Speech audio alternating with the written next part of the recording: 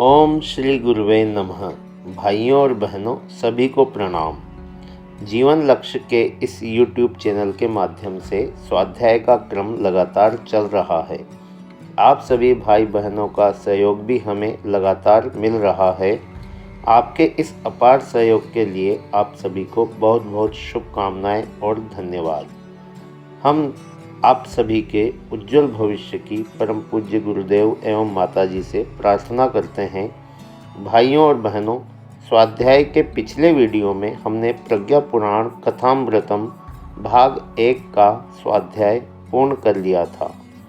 आज हम प्रज्ञा पुराण कथामृतम का भाग 2 का स्वाध्याय प्रारंभ करने जा रहे हैं। इसमें कुल 7 अध्याय हैं। प्रथम अध्याय देव संस्कृति जिज्ञासा प्रकरण के नाम से है। तो आइए इसी क्रम को आगे बढ़ाते हैं। श्रद्धेय आत्मीय परिजनों, आप सभी श्रोताओं का हम पुनः इस स्वाध्याय चैनल में हार्दिक स्वागत करते हैं। सच तो यह है कि कथा सुनाने की क्षमता हम में कहाँ है। हम तो केवल गुरुदेव के संदेश वाहक हैं और उनका संदेश जन जन तक पहुँचाने के लिए अपना कार्य कर रहे हैं। परम पूज्य गुरुदेव ने सारे वेद शास्त्रों का सार ग्रहण कर हम जैसे भूले भटकों के लिए न जाने कितने अनमोल ग्रंथ लिखे हैं। उसी परंपरा में एक अमूल्य ग्रंथ है, वह है प्रज्ञा पुराण, जिसकी कथा आप सुन रहे हैं। क्या है यह प्रज्ञा पुराण? व्यास देव जी ने 18 पुराण लिखे हैं जो ज्ञान विज्ञान के भंडार हैं। फिर प्रज्ञा पुराण की क्या आवश्यकता पड़ गई? आइए हम सब इस पर विचार करें।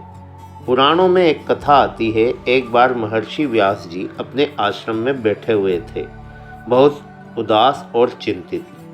तभी देवर्षि नारद जी वहां आए और कहने लगे, हे महर्षि व्यास जी, आप वेदज्ञ हैं, तत्वों के ज्ञाता हैं।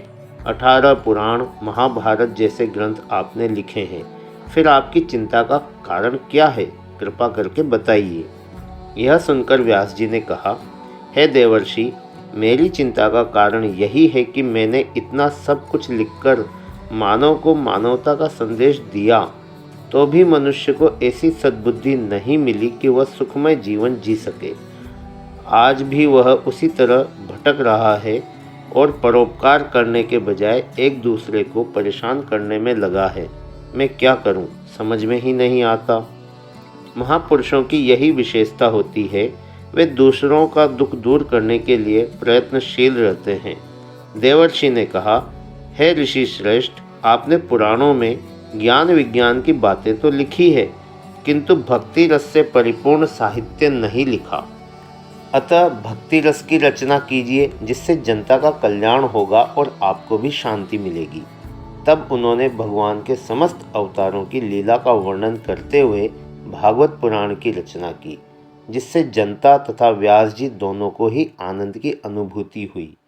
आज के इस विज्ञान के युग में मनुष्य हृदय की संवेदना एवं भक्ति भाव को भूलकर बुद्धिवादी व तर्कवादी बन गया है।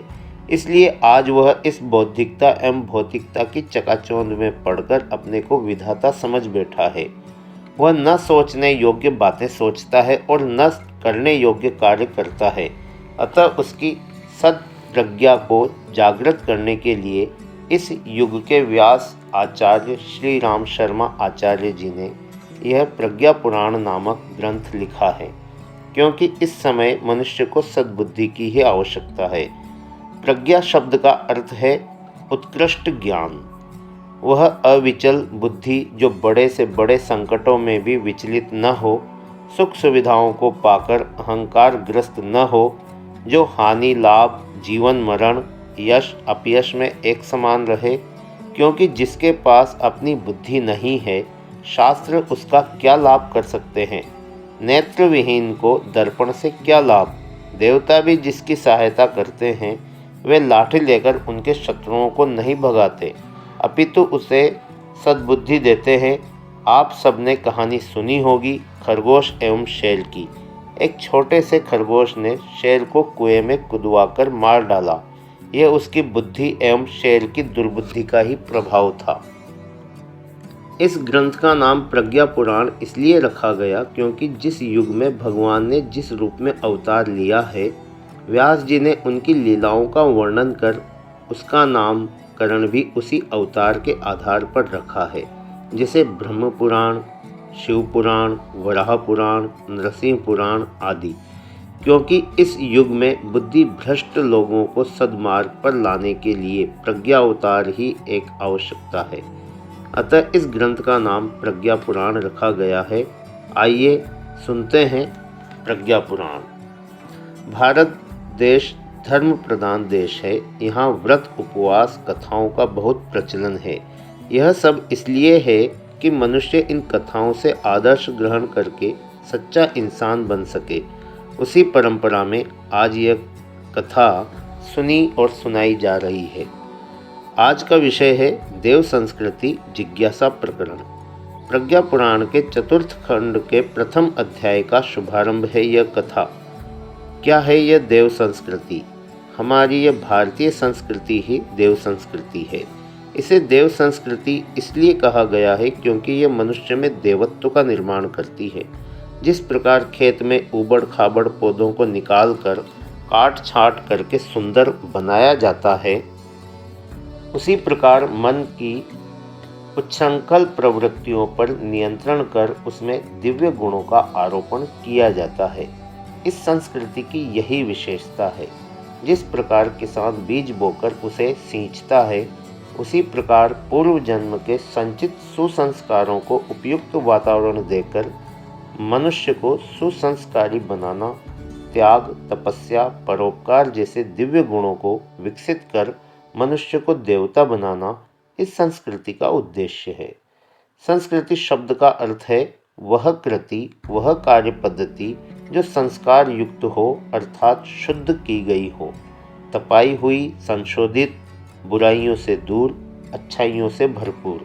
इसमें भारतीय शब्द जोड़कर इसे भारतीय संस्कृति कहा गया है। इसका तात्पर्य यह नहीं है कि यह संस्कृति केवल भारत के लिए है, अपितु इसका तात्पर्य यह है कि इसके जन्मदाता भारतीय ऋषि हैं। भारत इस संस्कृति की जन्मभूमि है। यहीं पर सबसे पहले ज्ञान का सूर्य उदित हुआ, जिसका प्रकाश सारे विश्व में फैल गया। यहाँ के ऋषियों ने देश काल की सीमाएं तोड़कर वसुधैव कुटुंबकम का शंखनाद कर दिया। यह मेरा है, यह तुम्हारा। यह तो संकुचित दृष्टिकोण वाले व्यक्ति सोचते हैं, परंतु उदार चरित्र वाले मनुष्यों के लिए तो सारी पृथ्वी ही कुटुंब है। अतः समस्त विश्व का कल्याण चाहने वाली इस संस्कृति को विश्व द्वारा वर्ण कर लिया गया। सा प्रथमा संस्कृति विश्ववारा कहकर समस्त विश्व द्वारा इसे सम्मानित किया गया और यह विश्वव्यापी बन गई। हो सकता है उस समय बहुत सी संस्कृतियां रही हों, परंतु विश्वव्यापी तो वही हो सकती है जिसे किसी का विरोध न हो। अतः विदेशियों ने भी इसे सम्मानित किया। सिकंदर के गुरु अरस्तु ने सिकंदर से कहा था, तुम भारत से 2 चीज़ें लेकर आना, एक गीता तथा भारत का एक संत। सिकंदर ने भारत के संत दंडी स्वामी को जब बुलवाया तो उन्होंने आने से साफ मना कर दिया। उन्होंने कहा, मेरा शहंशाह तो केवल एक परम प्रभु है, मैं किसी बादशाह को नहीं जानता। सिकंदर आश्चर्यचकित रह गया। कैसे संत थे इस देश के जो आध्यात्मिक ज्ञान संपदा के समक्ष तीनों लोगों की संपदा को भी तुच्छ समझते थे। इन्हीं संतों के कारण ये भारतीय संस्कृति विश्व वंद्य हो गई थी। भाइयों और बहनों, जरा सोचो आज क्या हो गया है हम लोगों को। आज भारत की गौरव गरिमा कहाँ खो गई। आज भारतवासी अपने को दीनहीन समझकर सबसे अपमानित हो रहे हैं। आज भारत के वीरों की गाथाएं केवल कथा कहानी बनकर रह गई है। हमें भारत के गौरवमय इतिहास को फिर से लिखना होगा। युग दृष्टा पंडित श्री राम शर्मा आचार्य जी ने प्रज्ञा पुराण चतुर्थ खंड के प्रथम अध्याय में महर्षि कात्यायन जी के माध्यम से अपने विचार प्रकट किए हैं और देव संस्कृति तथा ब्रह्म विद्या के जागरण का शंखनाद किया है। प्राचीन काल में नदियों के पावन तट पर ऋषियों के आश्रम होते थे। ऐसा ही एक आश्रम था महर्षि कात्यायन जी का, जहाँ छात्र ब्रह्म विद्या प्राप्त कर लौकिक जीवन में सफल व समर्थ होते थे। उनकी प्रशंसा दूर दूर तक फैली थी। उसे सुनकर दूर दूर के विद्यालयों के आचार्य यह देखने आते थे कि वहाँ किस प्रकार शिक्षा दी जाती है। आइए हम भी वहीं चलते हैं, जहाँ महर्षि कात्यायन के माध्यम से गुरुदेव भारतीय संस्कृति एवं ब्रह्म विद्या का संदेश दे रहे हैं। हिमगिरी की शीतल छाया, प्रकृति की सुरम्य गोद में बसा हुआ था एक पवित्र गुरुकुल। वहाँ पर दूर दूर के छात्र तथा गुरुजनों के आगमन का समाचार सुनकर महर्षि बहुत प्रसन्न हुए। उन्होंने सबके ठहरने की, भोजन की उचित व्यवस्था की और एक सप्ताह के सत्र की घोषणा कर दी। निश्चित समय पर महाप्राज्ञ के समक्ष सभी श्रोतागण एकत्रित हो गए। तब गुरु वंदना के पश्चात एक जिज्ञासु प्राचार्य ने खड़े होकर विनम्र स्वर में गुरुदेव से कहा, हे महाप्राज्ञ, हम लोग बहुत दूर दूर से आपके आश्रम की प्रशंसा सुनकर आए हैं। आपके गुरुकुल से निकलने वाले स्नातक लौकिक जीवन में समर्थ व संपन्न होते हैं तथा आध्यात्मिक क्षेत्र में अपने उदात्त चरित्र, महान आचरण के कारण सबसे सम्मानित होते हैं, जबकि अन्य विद्यालयों में विद्यार्थियों को समस्त सुविधाएं दी जाती हैं, तब भी वे असफलता का ही रोना रोते रहते हैं। इसका क्या कारण है? कृपया इस शंका का समाधान कीजिए। यह सुनकर महाप्राज्ञ अत्यधिक प्रसन्न हुए और शंका समाधान करते हुए बोले, हे निष्ठावान जिज्ञासुओं, आप लोग दूर दूर से यहाँ आए हैं, हम आपका अभिनंदन करते हैं। आपका प्रश्न समय के अनुरूप तथा सबके लिए उपयोगी है। यह ठीक है, इस समय बड़े बड़े शहरों में विद्यालयों के बहुत सुंदर भवन बने हैं, उनमें हर प्रकार की सुविधाएं हैं, किंतु केवल बाहरी ठाट बाट, कुर्सी मेज व अन्य सुविधाएं तथा बाहरी साज सज्जा का ध्यान रखना ही विद्या अध्ययन के लिए पर्याप्त नहीं है। क्योंकि आपने सुना होगा, सुखार्थी को विद्या कहाँ और विद्यार्थी को सुख कहाँ। सुख के इच्छुक व्यक्ति विद्या को छोड़ दे अथवा विद्या के अभिलाषी सुख की इच्छा न करें, तभी विद्या प्राप्त हो सकती है। आजकल विद्यालयों में छात्रों की सुख सुविधाओं को ध्यान में रखकर जो शिक्षा दी जाती है, उससे छात्रों का सर्वांगीण विकास संभव नहीं है। इसके लिए प्राचीन गुरुकुल प्रणाली को ही अपनाना होगा। यह सुनकर महाविद्यालयों से आए हुए छात्रों को आश्चर्य हो रहा था। गर्मी, सर्दी, बरसात में पेड़ों के नीचे बैठकर छात्र कैसे पढ़ते होंगे? इतनी सादगी से रहना और सब काम अपने हाथ से करना, इन्हें पढ़ने का समय भी कहाँ मिलता होगा? यह शंका लेकर प्रियव्रत नामक एक छात्र ने संकोच के साथ पूछ ही लिया, हे महामनीषी, गुरुकुल के कष्ट साध्य जीवन में पढ़ाई करना कितना मुश्किल है, फिर भी आप गुरुकुल प्रणाली अपनाने को कह रहे हैं। सुविधाओं के अभाव में पढ़ाई कैसे हो सकती है? हम सब ये जानना चाहते हैं। मुस्कुराते हुए महामनीषी ने कहा, हे तत्व जिज्ञासुओं, आप सब मेरी बात ध्यानपूर्वक सुनिए। घर में बालक दादा दादी, नाना नानी, माता पिता तथा संबंधियों के साथ रहता है। सभी उसकी सुख सुविधाओं को ध्यान में रखते हैं, उसे कोई कष्ट नहीं होने देते। अतः उनके साथ रहकर त्याग तपस्या में सादा जीवन बिताने की आदत नहीं पड़ सकती। इसलिए हमारे ऋषियों ने एक व्यक्ति की 100 वर्ष की आयु को 4 आश्रमों में बांटा था। प्रथम आश्रम में ब्रह्मचर्य का पालन करते हुए 25 वर्ष तक गुरुकुल में रहने की व्यवस्था की थी।